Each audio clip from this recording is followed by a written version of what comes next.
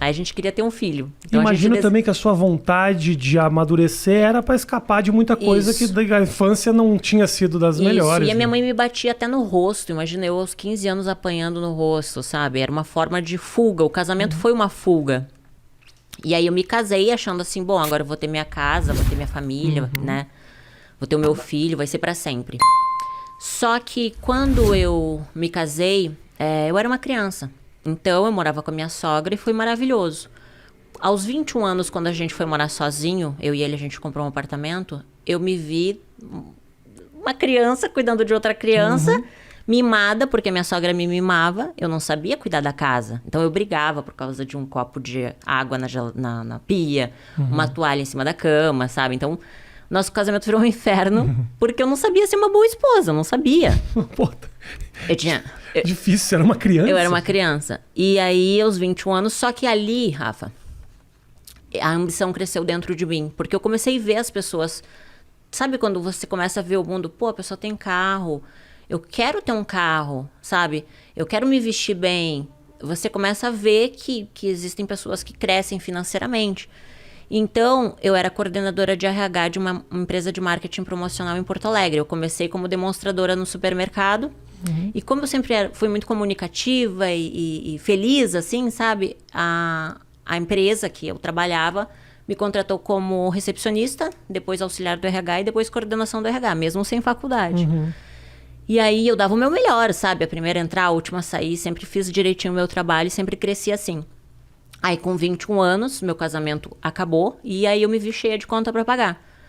Na época, eu contratava meninas para fazer evento nas feiras. Perfeito. E aí, quando eu falei com uma amiga minha, que eu tava com uma crise financeira, ela disse, olha, eu tenho uma amiga que fechou numa casa noturna e ganhou R$500. Eu disse, pá, R$500? O que ela fez? Ela tirou roupa? Então eu vou tirar roupa. Claro. Só que não foi bem o que aconteceu, né?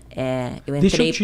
Eu não queria te interromper, essa história, ela tá muito bem contada, essa história, mas eu tenho um momento que a gente estava conversando, antes da gente trabalho na noite, que foi esse momento, teve um momento aqui que a gente estava conversando que você se emocionou, que foi quando você falou do começo dessa relação lá atrás. Por que especificamente esse ponto é um ponto muito sensível para você? Desculpa te interromper. Na verdade, assim, quando mexe muito na infância, é muito difícil, né, Rafa?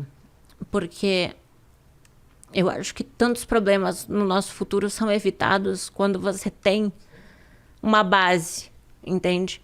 Só que não adianta ficar buscando culpados, porque eu digo assim, ó, ninguém nasce mal, as pessoas se tornam más, né? Um bebezinho não nasce um bandido, ele se torna um. Pelo meio que ele vive, pelas escolhas, né, que ele faz. Com 21 anos, eu escolhi me prostituir. Aos 15, não eram as minhas escolhas, entende? Eu vivi o que o meio tinha para me oferecer. Então, falar disso não é escolher, porque eu escolho as coisas ruins, eu vou colher as coisas ruins. Mas você já nascer no meio de coisas ruins é muito difícil. Claro. Então, falar disso é bem difícil, sabe? Quando eu fui fazer o livro Morri para Viver, foi muito difícil. Porque foi mexer em coisas que é difícil de falar. Pô, imagina você vai falar que tua primeira relação sexual foi com o teu meu irmão. Eu já declarei que o primeiro orgasmo que eu tive foi com o cachorro da vizinha aos 11 anos, porque a vizinha trouxe o cachorrinho para fazer sexo oral em mim. E são coisas que eu falo, 11 anos. São coisas que eu falo, Rafa, por quê? Porque me trouxe culpa há muito tempo. Durante muito tempo, a culpa, ela estava me matando. Falar sobre isso e ajudar as pessoas que ainda vivem esses traumas. Com certeza, entende? Claro. Porque a sociedade, ela é uma sociedade que ela te cobra ser o melhor, ter o melhor, ser o mais inteligente, ter a melhor faculdade, né? Como se você fosse só valer algo se você tem aquilo que o mundo fala que você tem que ter. E, na verdade, eu sou uma pessoa que não sou nada no mundo, entende? Mas eu entendi que, às vezes, quando a gente fala sobre determinados assuntos, você ajuda a curar feridas. Quando você fala o que você sofreu, você tira um peso de dentro de você, você tira uma pedra que muitas vezes te leva à depressão. E você escondeu essas histórias durante muito tempo? Esconder durante muito tempo. Então, hoje eu entendo eu escrevendo livro, fazendo acompanhamento com psicólogo, com psiquiatra, eu consegui entender que, na verdade, muitas das minhas emoções estão relacionadas à minha infância, né? Estão relacionadas aos meus traumas, à rejeição. Eu sempre tive muito medo da rejeição. Então, eu já rejeitava com medo de ser rejeitada. Eu não conseguia ter relacionamentos duradouros com homens porque eu fui abusada sexualmente, então eu não conseguia confiar em homem. Então, eu vi que muitas coisas que aconteciam na minha vida era uma bagagem que eu levava, uma mochila nas minhas costas. Então, quando eu fiz o livro Morrer para Viver, foi justamente botar esse lixo para fora, sabe? Foi entender que, assim, eu não posso mudar o passado. Claro. Ele existe. Só que eu posso fazer novas escolhas, entende? Eu não sou aquilo. Eu vivi aquilo, sim. Por algum momento eu vivi e fui isso, mas hoje eu decido não ser mais. E acho que é importante que você também entenda que foi um passado duro, que não dá para simplesmente desconsiderar de que você realmente sofreu, porque não basta só você falar, é você também entender o significado. Me parece que o fato de você entender que o seu passado foi duro faz com que você consiga olhar para frente melhor, porque também só contar essa história de uma maneira quase que não tivesse acontecido com você, também não sei se daria o mesmo resultado. Eu acho, Rafa, que todos nós, a gente tem um propósito, sabe?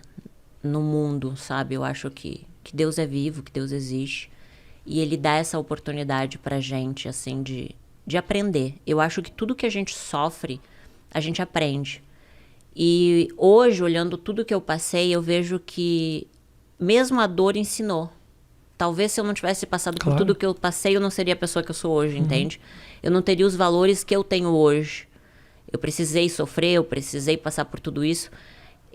Quando hoje eu converso com uma mulher que já passou abuso e ela ainda não conseguiu perdoar, eu consigo saber o que ela sentiu, entende?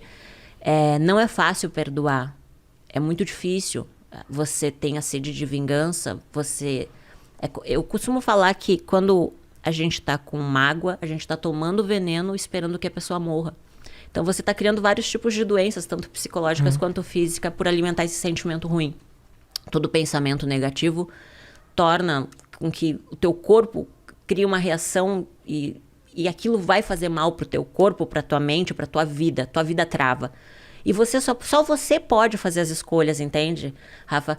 Você pode aceitar ou não, você tem que escolher. Todos os dias você vai plantar algo e a semente, ela não vai dar o fruto naquele dia. Talvez você vai colher daqui 10, 15, 20 anos aquilo que você plantou. Claro.